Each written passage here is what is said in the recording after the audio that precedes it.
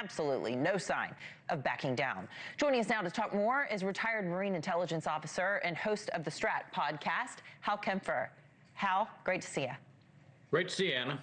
So Trump says he's had enough, and now he sees through Putin's antics. How is this approach different from what Trump has tried previously with Russia? Well, this is really hardball, is what it is. He could kick in potentially, and the Senate has pretty much said, go ahead and do this.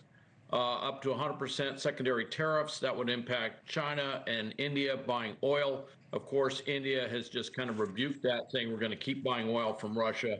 But this would have devastating economic impact if those tariffs were kicked in. And the other side of that is that Russia's income would drop dramatically. Russia's income's been dropping already from oil sales, but this would have a huge impact. Well, Putin's without a doubt got a plan B. So what do you think that is? How would he react?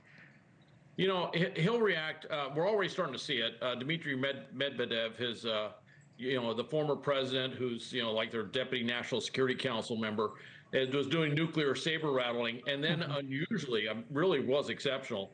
President Trump came out and said, we're moving our nuclear submarines into the appropriate areas.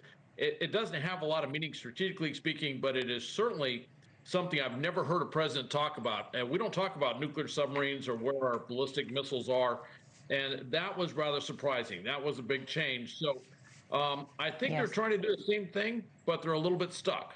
Right. Is it just posturing or is it more? I mean, are we going to be reporting on something big in the coming days? Well, from a conventional standpoint on the battlefield, I think they're doing all they can do. They're certainly throwing every drone and missile they can at it. So I don't know if they can do much more. I think it will be posturing. I think there'll be more rhetoric. I do think there'll be some maneuvering on the international space, so to speak. And I'm sure there will be more nuclear saber rattling. Well, it is just ridiculous how much bloodshed is happening every single day. NewsNation's Robert Sherman is on the ground in Ukraine this week, and I want you to go ahead and take a listen to what a Ukrainian soldier told him about the current state of the war. Ground level of this new innovative warfare. Yeah. You're saying the United States is not prepared for the new era of warfare that's already here. Yeah, exactly. No, it's not prepared. And still doesn't see like that it can be a problem.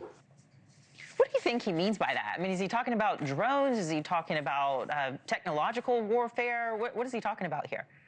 I think it's a bit of both. Definitely looking at drones and how drones have dominated the battle space. About 70% of the casualties, the damage inflicted on the battlefield itself, is from drones, mostly those first-person view drones, but also these waves of these larger drone shaheeds. What I will say is this, everything I'm seeing, look, U.S. policymakers, military officers across the board, yes, we know we're behind the power curve in this type of warfare, and there is a massive surge to catch up quickly.